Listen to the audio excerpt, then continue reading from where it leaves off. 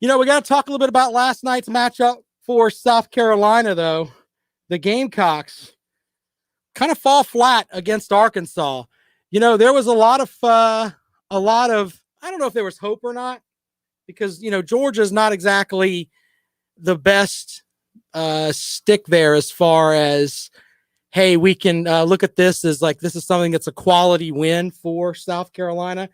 But they did win in blowout fashion in a conference game. And sometimes that's hard, regardless of what conference you play in. So with that, we look at South Carolina and we were thinking, man, this matchup with Arkansas is going to be tough. It's going to be tough. And the Hogs just ran them out. Gamecocks did finish with 6 3-pointers, but 15 3-pointers for the Razorbacks as they blow South Carolina out by 28. Frank Martin's comments last night after the game, I'm going to play a couple of them for you. And he just seems like, and I don't like using this term, I don't think he's given up, but it just seems like this year has just beaten him down. A lot of times there's a lot of fire with Frank Martin, and that's great. But with this, he just kind of, I'll let you listen to it. And it's not, maybe you can come up with a better term for it. We can talk about it, 803-978-1832. This set of comments from Frank Martin kind of made you turn your ear just a little bit. We just got run out of the gym. Defensively, we just didn't put up any fight, any resistance. And offensively, we played selfishly. Yeah, there's that. And then you've got this comment more about the defense where Martin just sounds frustrated. Those two things have never been part of any team that I've been associated with, which is selfish offense and getting out of the way defensively. But we do that this year at times, and it's really frustrating. He mentioned the selfish part on offense. If you're a coach and you're thinking that the offense is being, or people are being selfish on offense, the way to break that is the bench. If you think that there's a set of players that are like, all right, I'm just trying to go out here and make up my own numbers, then that's the best way to do it. And here's the other thing too. There's going to be some guys that are going to be gone next year, but you need to break that now. You need to break that streak in that now. And the way to do that is the bench. Make them sit and watch. Put the guys out there that aren't going to be selfish. Will you have the most talented team on the floor? No. But on the other hand, you're putting the guys out there that are running the system that you want to run. I think that's the better way to go there for Frank Martin. And obviously, I'm not a coach paid millions of dollars a year to coach. But from my perspective, when I sit back and look at it, that's just kind of how I feel. If he in his own words, they were playing selfishly. The Hogs got it done from downtown. But you know what? Arkansas's won, 10 straight games? Maybe there's a piece of this that says Arkansas is just pretty good. Some comments from online. Shout out to USC Insider checking in. Blake says Mississippi opened back up 100%. He says Kentucky played in front of more fans last night in Oxford than any Kentucky team has played in front of in over a year. Mississippi State baseball game for tonight already sold out of tickets. By the way, that's something else that we're going to talk about. According to the state newspaper, this story was interesting too.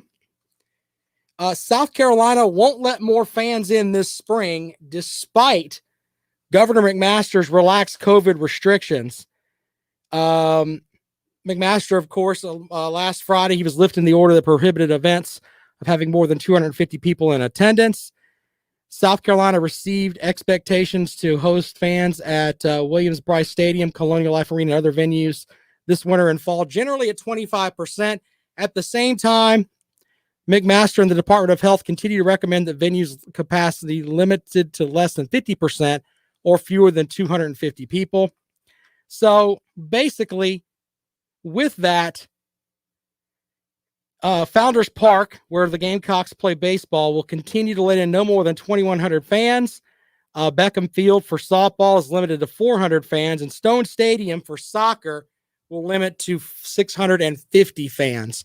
So, all these other states are opening up, Texas, Mississippi. We'll see how that goes. But the reality is that in South Carolina, as far as like a mask mandate and things like that, that's on a local level, meaning that, if you're at Founders Park, you're within the city of Columbia, you got to wear your mask. It's just too many things at one time.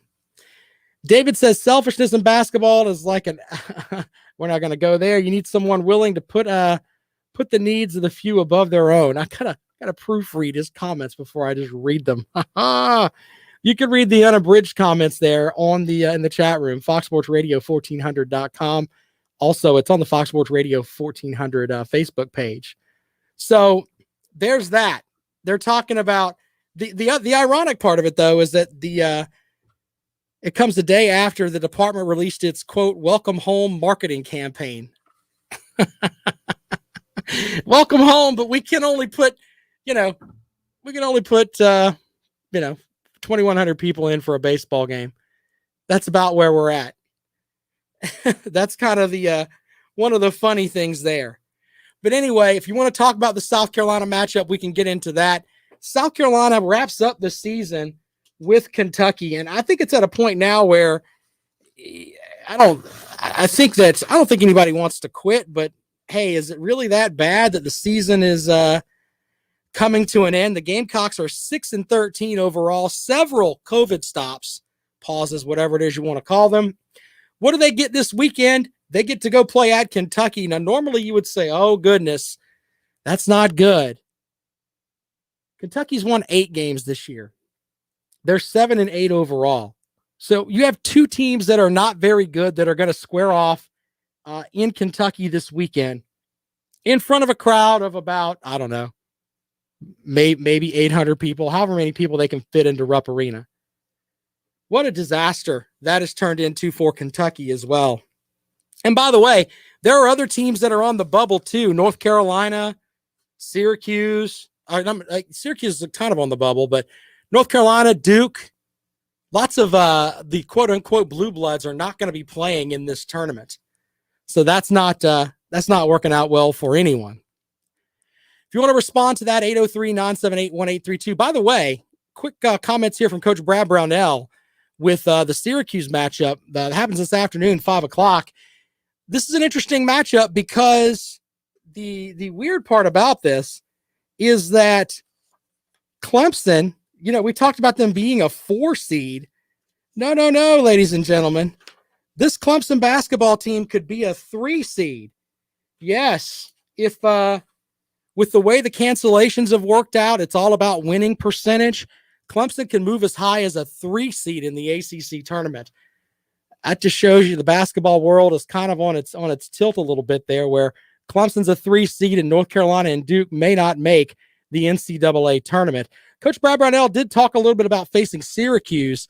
The interesting thing with that matchup from earlier in the season is that the Tigers hit some shots, and with that comes some confidence. We'll do some of the same things. Obviously, a lot of it's just shot making. I mean, Nick Honor made a couple of deep threes early in the game that got us going. And, I think sometimes when you see the ball go in for your team, it makes it easier for other players. We made 11 threes against Miami on Saturday, and you make a couple early and, takes a little pressure off everybody. And all of a sudden, it becomes contagious. And that happened a little bit against Syracuse in game 1. We played an outstanding first half, guarded them well. We shot it well. And we played with a lot of confidence. So hopefully, we're playing good basketball. We've won 5 in a row. Hopefully that continues, on Wednesday, that kind of confidence and offensive swagger. So with that, Clemson's projected right now as a 7 seed under the bracketology for Joe Lunardi. 7 seed playing St. Bonaventure in the first round. There is the other aspect too of them possibly being a 3 seed in the tournament. We will see how that works out. I don't know. If they win this game today, maybe they'll be in the mix. Blake says if Kentucky gets in, with an 8-19 over an 18-4 Western Kentucky, I'll never watch the NIT again. Here's the thing with that. With this, the NIT tournament, they're going to have all of these games at out in Dallas. All right, so you're not going to have the actual home games where maybe somebody can make some money for a college or what have you. It's, hey, do you want to go out and play possibly one game in Dallas and then come home? Do you want to go to that expense? I think there's going to be teams that aren't going to accept an NIT bid. Kentucky may end up getting in by default. I'm not joking. The smaller schools like Western Kentucky, do they really want to go and try to do that? By the way, if I'm Western Kentucky, if they're at 18-4, they need to focus on winning their conference, because I think the NIT is just going to be, I think a lot of teams are going to be like, man, I don't want to put up the money for that. I really believe that. 803-978-1832, 803-978-1832. That is the number to call if you'd like to join us here on the Rundown this afternoon on Fox Sports Radio 1400. If you want to talk about the South Carolina basketball team, you're just ready for the season to get over with. And the selfishness that Coach Frank Martin said about his team, that was the comment that caught me last night. Wait a minute. He just said they're playing selfish. Well, if they're playing selfish, why are they playing at all? You're the coach. There's the bench, sir. Have a seat. If you're not going to play the way I want you to play, get off the court. We've got young guys. Maybe the young guys are worse. I don't know. But to hear that the team is selfish, that is not what you want to hear in March. 803-978-1832, 803-978-1832. Georgia fans going back and forth with Alabama fans over here in the chat. G. Bama Boy says the NIT is for UGA, not Bama. We're SEC champs. I didn't think that Alabama fans knew they had a basketball team. I thought everything was football. I mean, that's just my opinion. I don't think I've ever really met a true Alabama basketball fan. So, yeah. The NIT is scheduled to be in Dallas, Fort Worth, according to the NCAA. So we'll see how that works out. I have in my hands Yahoo Sports way too early top 25 rankings. Some of these are interesting. We'll get into this a little bit later on. And USC Insider with a great point. The Gamecocks own Georgia basketball. 10 straight over the Georgia Bulldogs. That's kind of hard to fathom. I mean, you win 10 straight? Wow. Good stuff there. 803-978-1832, 803-978-1832 is the number to call. If you'd like to join us here on the Rundown on Fox Sports Radio 1400. Of course, around the world on the iHeartRadio app. I mentioned Clemson possibly getting into the realm where they could be a 3 seed. Yeah, that could happen. And I tell you what, if you think about it, here's how it could work for Clemson to be a 3 seed in the ACC tournament. The notes here: due to Virginia Tech canceling Wednesday's home game against Louisville because of contact tracing within the program, the Tigers can earn as high as the 3 seed in next week's tournament if they beat Syracuse today and Pittsburgh at home on Saturday. Virginia Tech is currently the number 3 team in the standings, but if they cannot play in next week's ACC tournament, Louisville could be number 3 and Clemson could be number 4. Clemson's currently in 5th place. Virginia Tech is in 3rd at 9-4. Louisville is 8-4. The ACC has already announced the tournament seeding will be based on winning percentages. The Tigers earn the 3 seed if Louisville loses at home to Virginia on Saturday, and the Hokies are unable to play in the tournament. I don't know how that's going to work. We'll have to see how that comes out. They can capture the 3 seed if Virginia Tech plays NC State but loses. Obviously, you want to be in the top 4. The top 4, you get a double bye. And Clemson's had some success as far as when they've being in the top 4. The last time they were the number 3 seed in the tournament was in 2008. They advanced into the ACC tournament championship game. Let's see here. They've been the top seed in the tournament only once. That was in 1990. They've earned the number 2 seed a couple of different times. They have advanced to the semifinals, and both times they've earned it. But here's the interesting thing about that. If you get a top 4 seed, you're probably going to have a good chance to advance to those semifinals at least, and that's going to improve your tournament resume there for Clemson. So, yeah, it's all uphill, or it's all downhill from here is the best way to look at it. You got to win these next 2 if you're Clemson, and have a good showing next week, and maybe you'll move out of that projected 7 spot and move up into the, top 5 seeds, whatever. We'll see how that works out. 803-978-1832. We're going to look at Yahoo's way too early top 25 rankings. These are interesting too. Some notes from the folks in the chat room. We try to be an interactive show over there. Let's see here. Blake says, whoever thought the largest crowd your team could be playing in front of would be in Mississippi. Good point, sir. SEC Dog says, I don't expect you to get UGA to be a basketball powerhouse, but making a 64-man tournament or 64-team tournament once in 3 or 4 years would be cool. That's not asking too much. I don't think that's asking much of anyone. And here's the thing.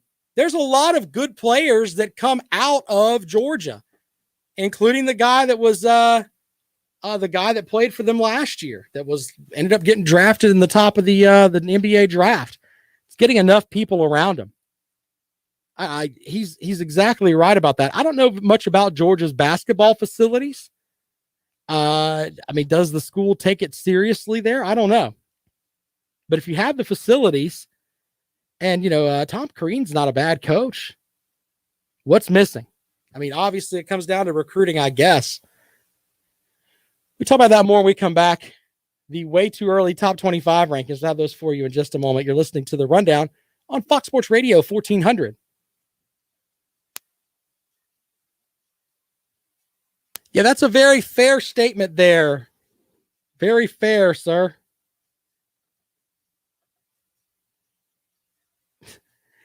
How do you know it's a dump, man? Alabama's basketball facilities aren't the best in the world. We're living in the golden age of podcasts, and now there's a better way to enjoy your favorite iHeartRadio podcasts at home. Introducing Notre Stream Bar, powerful 4K stream, premium audio, all of that. That's a good point, Charlie.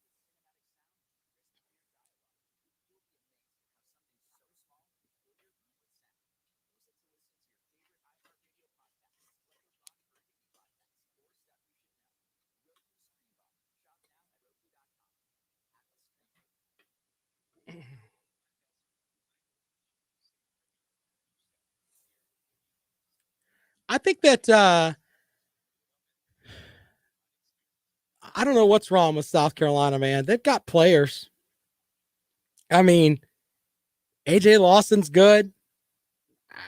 I honestly don't get it. But the selfish term that came out from Frank Martin last night was not impressive. Not much. Not at all.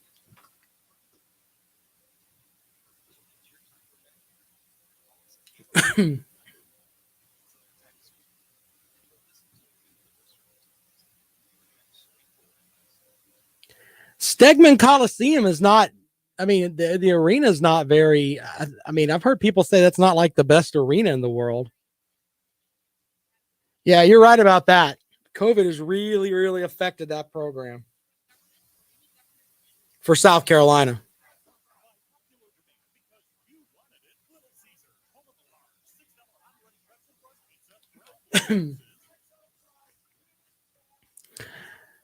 I'm going to bring that up when we come back from the break. That's a valid point.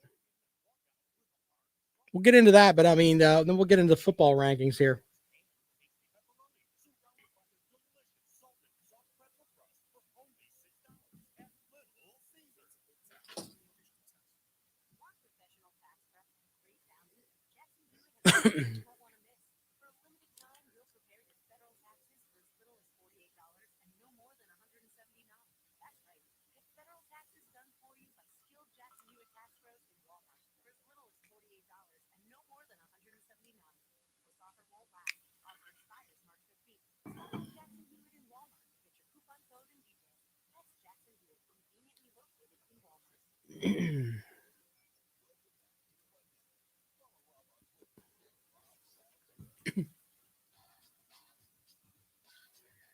Welcome back to the Rundown on Fox Sports Radio 1400 around the world in the iHeartRadio app. Some comments from folks about the South Carolina basketball team. And all of these are fair. USC Insider says COVID hit them bad.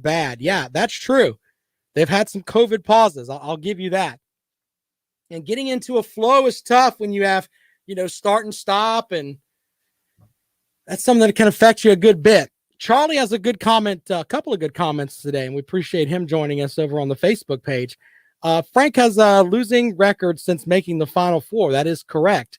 And he also says there are only certain players that want to play for Frank, so he limits himself in recruiting. I can buy into that to an extent, but I don't think that there's a group of kids that are out there like, hey, I don't want to play for Frank Martin. I'm just saying. Frank Martin, everything you hear about the young men that leave the program, they absolutely love their coach. So, I think his practices are intense and it's a lot of tough love and everything else. But the reality is that I don't think that, and maybe you're right. Maybe the quote unquote higher ranked players don't want to come to South Carolina. But then again, I think it's that way across the country. Teams want to go to Kansas, or players want to go to Kansas and North Carolina and, in Kentucky, and insert blue blood here. So there's that too. But for this season, I kind of agree with what the one commenter said. COVID hit this team hard, and they just haven't bounced back from it. And it's not very, it's not, the season almost looks like you just kind of want to reset the entire thing. And you wonder how well they would have done if they didn't have all of the COVID stops and everything else. 803-978 1832 803-978-1832. That is the number to call. If you want to join us here on the Rundown, do you agree with that? Is there a section of people that think that, all right, well, big time players don't want to come to South Carolina? I think that's kind of a big thing with anywhere. But South Carolina's recruiting classes haven't really been that bad. I think Frank Martin tries to find guys that are like diamonds in the rough. Sindarius Thornwell, of course, an in-state product. Charlie says you lose Lawson, so just imagine how bad next year will be. Yeah, but if Lawson's one of those guys that's being, to quote Frank Martin, selfish, he's not helping the program at all anyway. So there's that to think about too. And I think winning too is the best deodorant, in my opinion. If they were winning more games, I don't think Frank Martin would be talking about selfishness and defensively not being where they normally are as a team. It's crazy. Blake with the Macho Man Randy Savage jump off the top rope elbow. Les Miles is having a hard time getting players out to Kansas. Funniest thing ever is I think it was about beginning of the football season last year. Kansas put out something on their athletics Twitter page that says Kansas is the only team in the country to have a national championship winning basketball coach and national championship winning football coach. And there's a picture of Les Miles standing there next to Bill Self. And I'm just laughing. It's like, wait a minute. How did that happen? Wait, what? Wait, Kansas doesn't win anything. They sure did put that out there, though. And technically it's right, but that's just a mess. All right, taking your calls this afternoon, 803-978-1832. I mentioned that I would go over the Yahoo Sports Top 25. We're going to do that after this next break. So if you're hanging out for that, that's some interesting stuff. There was an interesting thing about we have the whole thing with the Deshaun Watson saga, where he's going to go, etc. This was kind of interesting in that Deshaun Watson, the New York Jets general manager, was asked about it, and he basically said, yeah, we're not going to give away our draft. So with that, you look at it from this perspective, he puts that out there. We're not going to mortgage our team's future. Okay, well, that just says maybe the Jets aren't completely in on it. I think this, Jimmy says North Carolina has Mac Brown and Roy Williams. Yeah, but I think that they put this out before Brown was hired. Maybe I'm looking at it, I'm remembering things from too far back. But you're right about that. But Brown didn't win a national title up there at North Carolina, and North Carolina probably wouldn't do that. They would get roasted for that. Pretty funny. 803-978-1832, 803-978-1832. The whole thing with Deshaun Watson, the more and more I look at it, I think it's going to come down to the Panthers or the Texans. And if you're the Panthers, they cleared all that cap room, man. If that doesn't happen, they're going to have a lot of money to spend. And I wonder, there was a report that the San Francisco 49ers called them about getting Teddy Bridgewater. So they could, in theory, get rid of Bridgewater. I say get rid of, move Bridgewater out of there. And all of a sudden, they've got a ton of cap room. They can do a lot of things. So interesting thing there for the Carolina Panthers, but the Texans may just sit on it. Hey, man, we're not trading our quarterback. It's not going to happen. Start finding Watson. And it's going to come down to who's going to blink first. If Watson goes at it from the point of, I don't care, do what you got to do, eventually there's going to be a section of the world that's going to turn on him and be like, look, man, are you a football player or not? Do you want to get out there? Blake says, I think that, Bama Boy says, why would Watson go to the Jets? An organization is equally as bad as the Texans. That's a very valid point. He has to agree to the trade.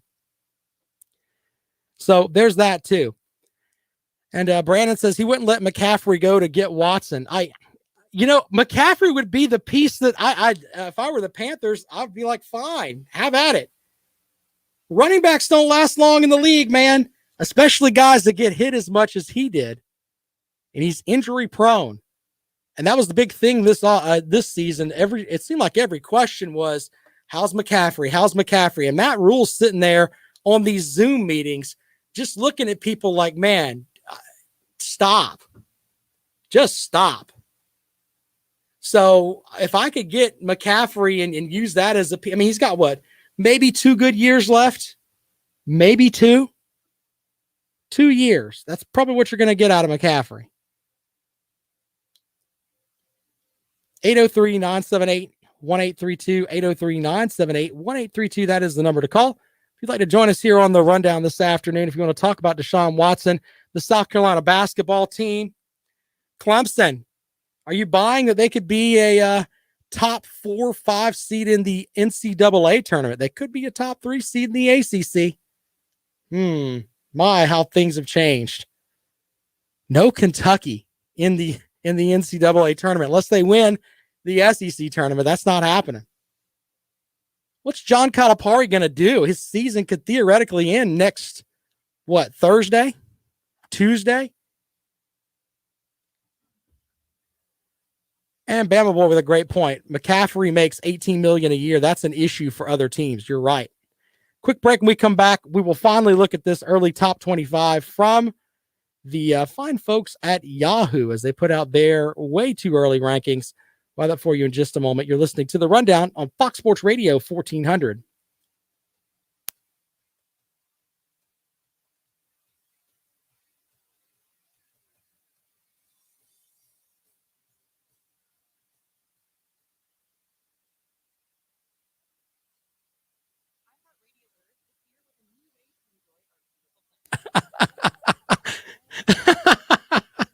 Yo, I like that. We'll highlight that comment. Blake's off the top rope all day, man. I'm going to start calling you Blake Savage.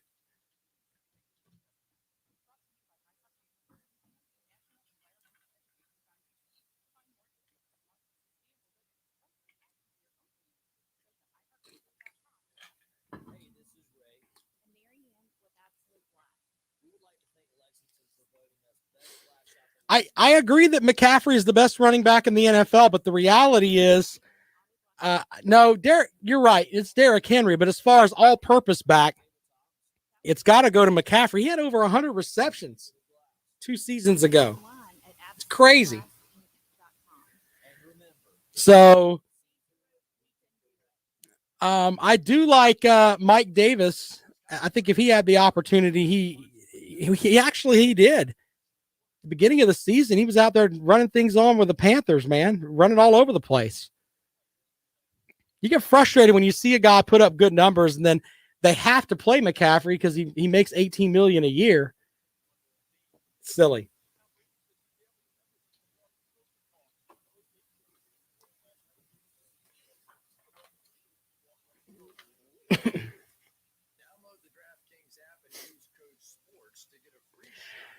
Kamara is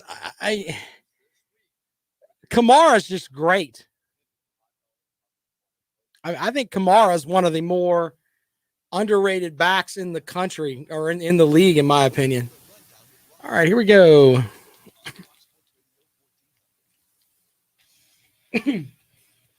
Well, welcome back to the rundown on Fox Sports Radio 1400 around the world in the iHeartRadio app. All right, the top 25 from Yahoo Sports.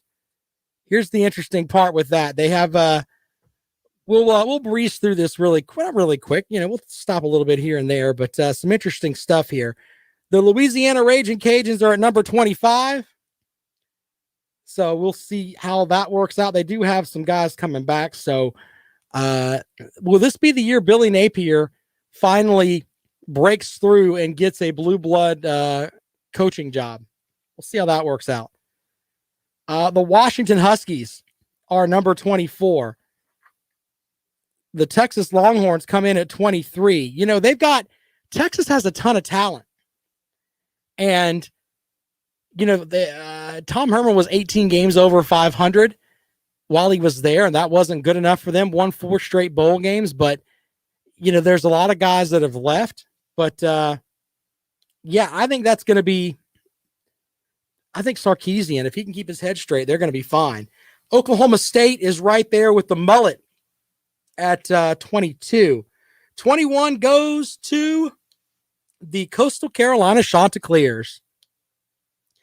So many of their top players are coming back, and I think they're going to be one of the better group of 5 teams in the country. I mean, they're going to be really good.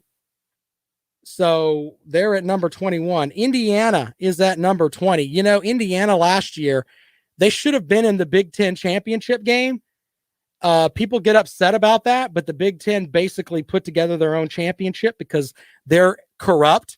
That's basically what it boils down to. Let's just put Ohio State in there. The winning percentage should have gone to Indiana. And yes, I know Ohio State beat Clemson and lost in the national championship game. And the people that are soft and, but Rob, that Ohio State was the best team there. The team that won more games in the league was Indiana. And by the way, you needed to, if it wasn't for a pick 6, you might have lost that game to them. So Indiana ranked at number 20. And what would be the greatest thing in the world is if Indiana, I don't know if they're on the Ohio State schedule this year because the Big Ten constantly puts them out there as, look at our beautiful blossoming team here. Tell me that the Big Ten doesn't try to prop Ohio State up every year. It's a sham. But it would be great if they were on the Ohio State schedule and they beat them and sent them back to Columbus where they belong. That's absolute truth there with all that. It sucks what happened to Indiana last year. Nobody's saying anything about it because you don't want to irritate the people at the Big Ten. They don't want to hear that. They may end up scheduling you to play Holman Holmes in Antarctica. That's kind of the mentality they have with the Big Ten there. Arizona State checks in at number 19. Miami's at 18. And the interesting part about that is all of that depends on De'Aaron King. All of it. So if his knee is correct and he's able to go full go, then he'll be fine. They should be fine. And it'll be an interesting matchup. I think they start with Did they start with Alabama earlier this season? I can't remember. I don't have my schedule in front of me. 17 is Penn State. When you look at Penn State, you kind of look at from last year and you think, they always seem to kind of fell off the radar there. Penn State's got a lot of talent. I think that they're going to be a team that will surprise some folks there at 17. 16 is LSU. The big thing with LSU for me is that when I look at them, I worry about the sanctions that may be coming. And are they going to be able to go over that? And can they get their defense right? LSU recruits very highly all year, every year it seems like. And they've got to, what they want to do is be the team that consistently can challenge Alabama every year. Whereas the team that's done it the past has been Auburn. I know the past 8 seasons, Malzahn was 3-5 against them. And that's pretty much the best. So the idea is to stop being Alabama's bridesmaid. And I know they beat Alabama that one year, but being consistent is where they want to be. They're ranked 16 in these early rankings. At number 15, the Iowa Hawkeyes. That sounds about right for them. Southern Cal, by the way, is at 14. They've got to replace their top 3 rushers. So we'll see if that drop-off is there on that front. Wisconsin's at 13. They got to replace Jonathan Taylor. Jalen Berger appears to be the next guy that's going to take over for them, but we shall see. They're at number 13. And at number 12 is the Florida Gators. Forgive me for this, but I think Dan Mullen is running it's almost like a sideshow down there. It's kind of how it seems anyway. They've lost that big 5-star transfer in Eric Gilbert, who Lord only knows where this guy's going to end up. And the big thing is, can Emory Jones be the guy under center? You lose Kyle Trask, you lose Kyle Pitts, 2 guys that were in the top 10 for the Heisman this year. You lose those guys, it's going to be tough. So Florida's going to have to patch things up, and I'm not really buying. I thought Dan Mullen was a great coach, but now I'm looking at it and I'm like, wow, it just seems like everything down there is a circus right now at Florida.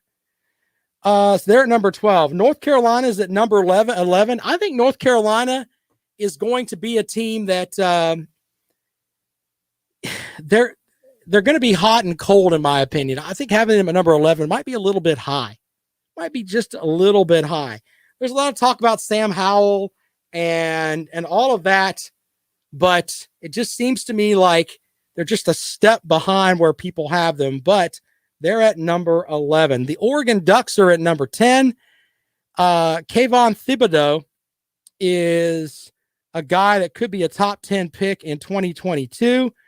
Thibodeau and linebacker Noah Sewell are one of the on that defense there, and they could form one of the best units in the country there on defense. The Cincinnati Bearcats at number 9. The matchup that I want to see next year is a group of 5 matchup where Coastal Carolina plays Cincinnati. Wouldn't that be just great? You have the 2 best group of 5 teams playing each other. That would be outstanding. So they bring back a ton of guys. They ran hard with Georgia in the bowl game this year. We'll see if they can continue to have success this year. Number 8 is Notre Dame. Notre Dame is one of those things where I find that it's hard for me to take them seriously until they join a conference. It doesn't matter what conference, pick a conference. And maybe I'm just biased on that front, but if you're not going to have a conference, if you're not going to be in a conference, I just look at you as a money grubbing school that, hey, we're just going after our big TV dollars. That's pretty much what I think of with Notre Dame. Iowa State's at number 7. That might be a little lofty there. Texas A&M is in at number 6. They bring back pass rushers Bobby Brown and Tyree Johnson to return on that defensive line. No Kellen Mond, who seemed like he was there for 800 years. But Can Texas A&M, is this going to be the year where Jimbo Fisher finally looks like he's right in that cowboy hat? There was a picture of him at like one of those the rubber chicken dinners they have where, you know, the coach goes around and talks to everybody over the summer. He comes in, he's wearing like a cowboy hat from last year and a big belt buckle. I'm just laughing at him. You know, I mean, you got to know your audience, I know, but he just seems like he was just out of place. Out of place for that. So we'll see what happens down there at Texas A&M. Their running back situation should be fine. Just Jimbo Fisher in a cowboy hat. What a mess. Gee, Bama Boy says Florida will lose 3 games this year. Bama, Georgia, and LSU. Yeah. I could buy into all of that. We're going to do the top 5 of these when we come back. You're listening to The Rundown here on Fox Sports Radio 1400. Blake said Mullen owns the East for now until Florida Florida's not going to fire him. Florida is not going to fire him. And I agree with you on LSU could be a problem. Their fan base, man, they think they're going to win every year, man. It's pretty funny. If you talk to LSU fans, they automatically think we're winning 10 games. We're winning 11 games. Their entire season is the Alabama game. Seriously, that's how they look at it. They don't really give anybody else a shot. It's Alabama, that's their season. Kind of crazy when you think about it. Mississippi State fans know what happens when Mullen goes to run the offense. You can't stop it. I'm telling you, East is about to have it run down their throats with no pass. Well, we'll see. Florida does have DeMarcus Bowman, but my thing with DeMarcus Bowman, Brandon, is that he hasn't really played much. Just saying. And you have to think about this too. I don't know what the situation was with him leaving there, etc. But the Clemson coaches didn't think he wasn't going to start over Travis Etienne anyway. And they didn't think he was good enough to play over Lynn J. Dixon. So either Lynn J. Dixon is outstanding or maybe Bowman's not exactly everything that everybody thought he was going to be. But when you have that with the transfer portal now, guys are going to leave, man. It's going to happen. I wonder where Gilbert's going to go. Wouldn't it be interesting if, and I don't know the scholarship situation down at Georgia and at Florida, at Georgia, but if they could pick up, it's not out of the realm to think that, hey, Darion Kendrick entered the transfer portal. They could get him and Gilbert. I wonder if they could find enough money for that. That would make Georgia an absolute interesting program there because they're going to be great anyway. But to have that all-world talent at tight end and the number one, I think 247 Sports had Kendrick as the number one guy in the transfer portal. So there's that too. Got to think about that. I don't think they'll both go to Georgia, but it's nice to think about that. It's not that far-fetched. But Gilbert sounds like a kid that he's just getting bad info, man. People are just telling him things, and he's just like, I'm not even going to go enroll. He should have stayed at LSU and honored his commitment. That's what you should do. And they were going to play him. It wasn't like he was behind anybody. I don't know, man. Maybe he saw stuff that was written on the wall there at LSU with sanctions that may be coming up. I don't know. It's so many things that are out there with that story that kind of don't make much sense to me. But you never know what's fully going on behind the scenes there either.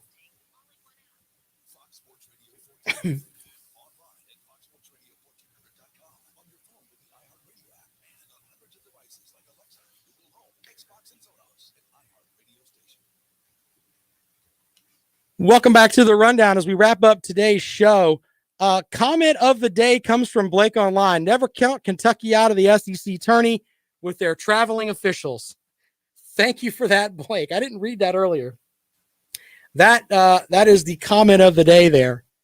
All right, so number 5 in the Yahoo Sports early top 25 has Ohio State. Chris Olave comes back for them.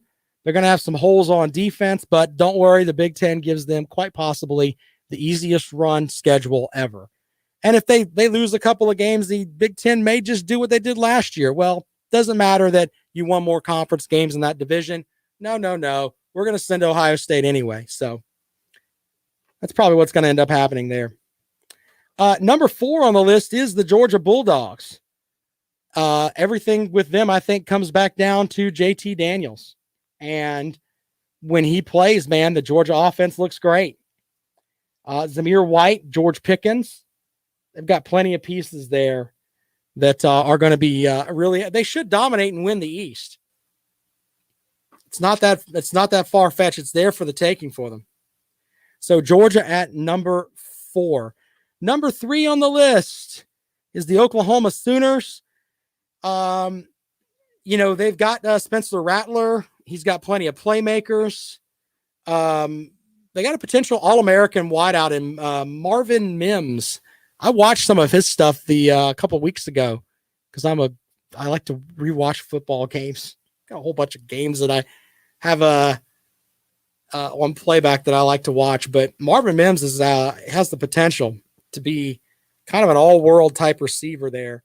Oklahoma in good shape. Number 2, the Clemson Tigers. The return of Yahoo says the return of Justin Ross is a big boost to the receiving core that loses both Amari Rodgers and Cornell Powell, as well as Travis Etienne. So my thing with Clemson this year, and the more and more I think about it, when you have a team like Clemson and they lose the following: Darion Kendrick, who is a guy that is a first-team All-ACC player. You could talk about, all right, he didn't do exactly what he was supposed to do in the classroom, ran out of chances with the coaching staff, whatever. He's not out there on the field for you. When you lose that hurts. Okay, when you lose Travis Etienne, you can make an argument, the best all-purpose back in the country. Yeah, that hurts. You lose the first round, the number 1 overall pick in the draft in Trevor Lawrence. That hurts.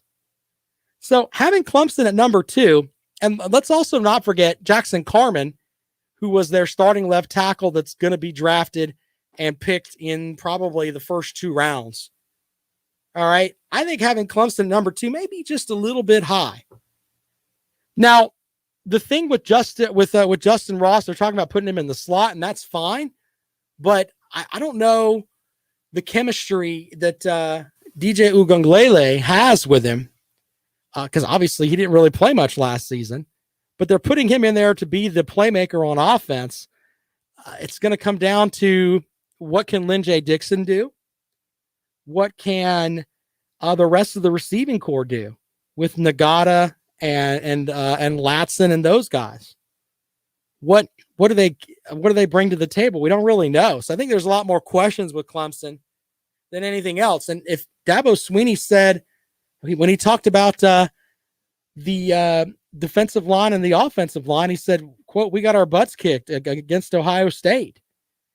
Now, when that happens and you lose one of your best guys there in Jackson Carman, yeah, you're bringing all these guys back. Justin Foster's not coming back. That was more depth for Clemson. They've got plenty of guys. I get it. But when you lose that much talent, just to say, oh, well, we're just going to be right back up there in the top 4, might be a little high in my opinion. I'm not doubting the team that they have up there. I just, as far as the talent that's there, but they're going to be leaning on a lot of unproven talent. They really, really are. And number 1, surprise, surprise, surprise, the Alabama Crimson Tide. Here's this year's Alabama team. I think is going to be different from last year's team. Last year's team was led by the offense. Mac Jones, Devontae Smith, all of those guys. They lose Steve Sarkisian, their offensive coordinator. But the majority of their defense will return. Now, we don't know how good Bryce Young is going to be. Yes, he's projected to be just this awesome player, but we don't know. He may get out there and not be worth everything. But when you really stop and think about it, I think that there's questions for every team, but when you have the 5-star rankings, 5-star ranked guys behind them, there's a lot of, well, we can just fill with this and we can fill with that. I think it's, when you look at Alabama though, and they have all those guys they lost. I mean, you lost the Heisman Trophy winner. You lost the guy that was third or fourth in the Heisman Trophy standings. That's a lot of talent. A lot of talent.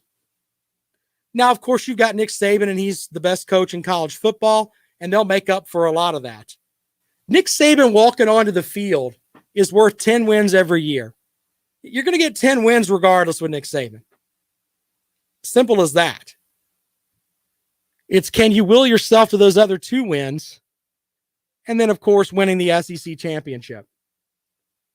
So we'll see how that works out. David being a smart aleck online, I can't believe LSU isn't number 1. Such disrespect. Yeah, okay. Okay. GBM Boys have Bama at number 3 behind Clemson and UGA. We have to replace the quarterback, running back, and receivers. That's fair. That's definitely fair. But we'll see how these rankings will match. And I'm holding on to these to what the first top 25 poll is going to come out with. Now, and things could change too.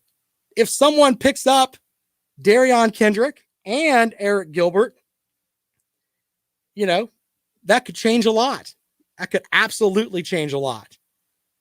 So maybe some of these will move up and around and everything else after spring ball.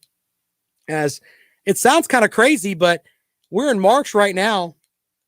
Clemson spring game is April the 4th, I think it is. South Carolina is going to get their spring practice underway soon. We'll get through that, and then we'll have kind of a football void there for a little bit in April and May. But once June gets here, things pick back up, man.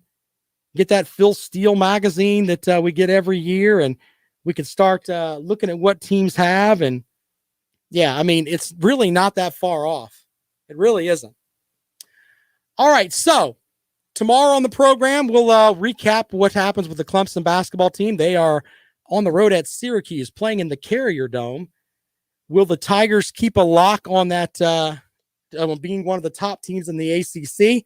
Tip-off for that game is at 5 o'clock. So if you're sitting in your cubicle, you can watch some of that today. And, of course, we've got baseball coming up this weekend. South Carolina plays Mercer. Clemson opens up ACC play with Notre Dame. So all of that, lots of stuff in the mirror here that we can chat about tomorrow and the next day, of course. All right, so don't forget, Lawton Swan of Clemson Sports Talk is going to join us here shortly. You can follow him on Twitter. He is at Clemson Sports.